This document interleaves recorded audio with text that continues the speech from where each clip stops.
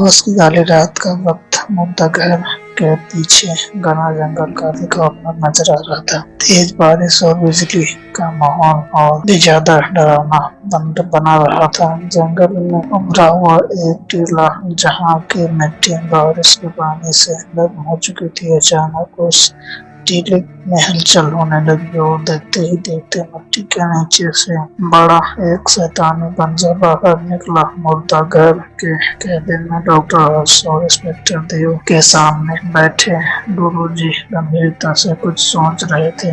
तभी डॉक्टर हर्ष बोल पड़ा, गुरुजी आपने जैसा कहा था हमने ठीक वैसा ही किया। पूरी विधि विधान से हमने सोमराज की लाश का सिर धड़ से अलग किया, पर नियति को कोई बदल नहीं सकता डॉक्टर साहब। सोमराज एक जिद्दी आत्मा है, जिस आत्मा को वो करते हुए मर गया था उसके अनुसार वो इतनी आसानी से हमारा पीछा नहीं छोड़ेगा। इंस्पेक्टर देव के दिमाग में हजारों सवाल धमाके की तरह फट रहे थे, पर गुरुजी मैंने अपने हाथों से उसका सिर कलम किया था और हमने उसकी सिर कटी लाश को पीछे वाले जंगल में दफना दिया था, फिर वह कैसे वापस आ सकता है? इंस्पेक्टर साहब, मुर्दे मिट्टी की तरह होते हैं, जहाँ दफन वही दफन, मगर रूह आजाद होती है, वह हवा की तरह जो कहीं भी जा सकती है। खैर डॉक्टर साहब, मुझे सोमराज के कटे सिर के पास ले चलो। बिल्कुल गुरुजी, आपने उसे जलाने का आदेश नहीं दिया था, इसीलिए मैंने उसे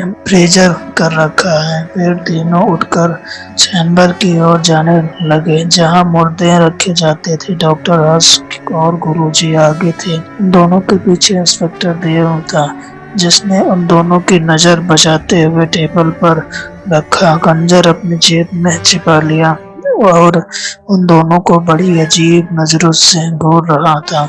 कुछ तो इरादा था इंस्पेक्टर देव का जो कि सही नहीं लग रहा था। उधर मिट्टी के टीले से निकला हुआ एक सिर कटी सड़ी गली लाश लंगड़ाता हुआ मुर्दा घर की ओर बढ़ रहा था। इधर मुर्दा घर के चैम्बर में गुरुजी ने सारी तैयारी पूरी कर ली थी। उन तीनों के सामने सोमराज का कटा हुआ सर रखा था। सोमराज की काली शक्तियों से लड़ने के लिए कुछ देर के लिए मुझे यह शरीर छोड़ कर जाना होगा। इस दौरान रूह इस कमरे में उत्पात मचाएगी, मगर चाहे जो भी हो जाए मेरे शरीर के साथ तुम दोनों को खुद की रक्षा करनी पड़ेगी। डॉक्टर हर्ष और इंस्पेक्टर देव काफी डरे हुए थे, मगर उन्होंने किसी तरह इस परिस्थिति से निपटना था। गुरुजी ध्यान लगाए मुर्दा घर में बैठे हुए मंत्र का जाप कर रहे थे और कुछ ही पलों में उनका सिर निढाल होकर जमीन पर गिर गया। गुरुजी शरीर छोड़ चुके थे। गुरुजी के शरीर छोड़ते ही उन दोनों को अजीब तरह की आवाजें सुनाई देने लगी। कमरे की खिड़कियां और दरवाजे अपने आप खुलने और बंद होने लगे। कमरे की लाइट चमकाती हुई जलने बुझने लगी। इंस्पेक्टर देव ने कांपती हुई आवाज में इधर उधर देखकर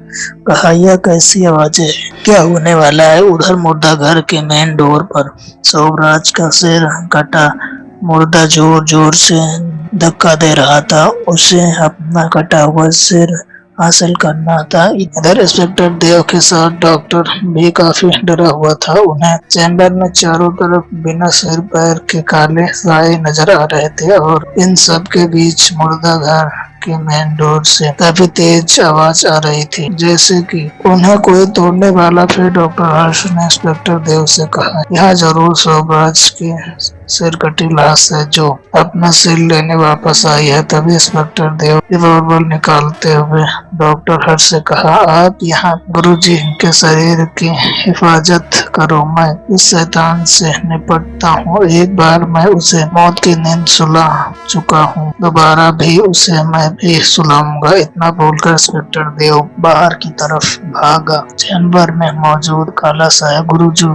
के शरीर पर हावी होने की कोशिश कर रहा था। डॉक्टर हर्ष लगातार मंत्र पढ़ता हुआ उन पर किसी तरह का बबूत फेंक रहा था, मगर उसे पता था कि उन्हें ज्यादा देर तक नहीं रोक पाएगा। तभी उसे फायरिंग की आवाज सुनाई दी, जो शायद देव के रिवॉल्वर से हुई थी। कुछ ही देर में अचानक चैम्बर की लाइट कट हो गई और डॉक्टर हर्ष को किसी के जोर जोर से हंसने की आवाज सुनाई देने लगी। घबरा कर चिल्लाया, कौन है कौन है? वहाँ तभी अंधेरे चैम्बर में कोई काली आकृति दाखिल हुई जिसने सिर से पैर तक एक हड्डी पहन रखी थी। उसके ठीक पीछे शोभराज की सिर कटी लाश भी थी। डॉक्टर हर्ष चौंक पड़ा।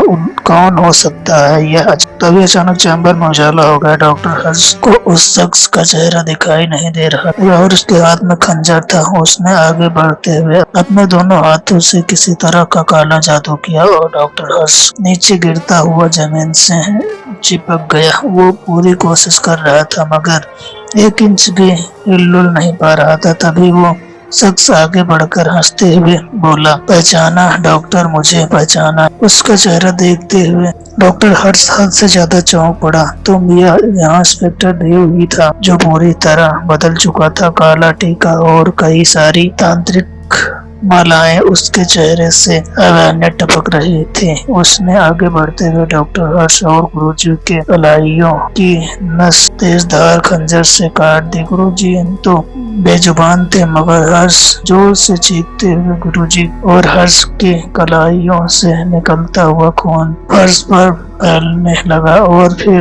देव ने शोभराज का सिर जमीन पर गिरा दिया। शोभराज का कटा हुआ सिर उन दोनों के ताजे और गर्म खून को चाटने लगा। फिर देव ने हर्ष से कहा, मैंने नुमाइंदे शोभराज को प्यास लगा दी थी डॉक्टर, और तुम दोनों के रक्त से अलावा भला इसकी प्यास कौन बुझा सकता था? मगर तुम्हें क्या हो गया इंस्पेक्टर? यहाँ सब मुझे देखकर हैरान हो गया। डॉक्टर, तुम्हें शुरू से बताता हूँ। उस रात जंगल में शोभराज एक एनकाउंटर तो हो चुका था मगर उसके द्वारा की गई तंत्र साधना का फल वही मौजूद था। वहाँ सबसे पहले मैं पहुँचा, इसीलिए वो सम्मोहन की काली शक्तियाँ मुझे मिल गई। तब तक ये अफवाह फैल गई कि शोभराज उन काली शक्तियों का मालिक बन बैठा था। असल में वह मैं था। मैं तुम लोगों के साथ रहकर तुम्हें बेवकूफ बना रहा था ताकि तुम्हारी चाल पर नजर रख सकूं। खैर, अब मैं तुम दोनों को मारने के बाद सारे मुर्दों को जिंदा करूंगा और बनाऊंगा अपनी काली फौज। देव, जो कि असल शैतान था, वो यह सब बोल ही रहा था कि तभी वहां एक तेज रोशनी वाले प्रकाश पुंज प्रकट हुआ जो कि गुरुजी की पवित्र आत्मा थी। उसने देव से कहा, देव, तेरी असलियत मुझे पहले से ही पता थी मगर मैंने तेरे सामने जताया नहीं। तुझे काबू करने के लिए ही मैंने यह शरीर छोड़ा है। फिर प्रकाश पुंजी से तेज रोशनी के झटके निकलकर देव के शरीर पर वार करने लगी जिनकी चिंगारियां जमीन पर छिटक लगी। देव भी प्रकाश पुंज पर लगातार वार कर रहा था। उधर हर्ष, जो कि जमीन पर पड़ा था, उसकी तरफ शोभराज की सरकटी लाश बढ़ रही थी। हर्ष ने महसूस किया कि वो अपना पैर हिला पा रहा था। उसने एक जोरदार टक्कर सामने वाली टेबल पर मारा जिससे टेबल पर रखा हुआ मिट्टी का तेल जमीन पर गिरकर फैल गया और जमीन पर गिरती हुई चिंगारियों की वजह से वहां आग लग गई जिसके कारण हर्ष आजाद हो चुका था। चारों तरफ आग फैल रही थी। डॉक्टर हर्ष ने किसी तरह गुरुजी के शरीर को उठाया और बाहर की तरफ भागा। गुरुजी तो एक आत्मा थे, वो जल नहीं सकते थे मगर उस आग में देव और शोभराज का शरीर जलने लगा था। इस घटना के कुछ देर बाद गुरुजी के शरीर को रखकर डॉक्टर हर्ष चलते हुए मुर्दा घर को देख रहा था। तभी अचानक गुरुजी के शरीर में हलचल हुई और वह उठ बैठे। डॉक्टर हर्ष, संघर्ष कठिन था मगर विजय हमारी हुई। शोभराज और इंस्पेक्टर देव का किस्सा उस जलते हुए मुर्दा घर के साथ खत्म हो गया। खैर, मेरे शरीर को बचाने के लिए शुक्रिया। दोनों के चेहरे पर आत्मीनान थी। दोनों एक दूसरे को देखकर मुस्कुरा रहे थे।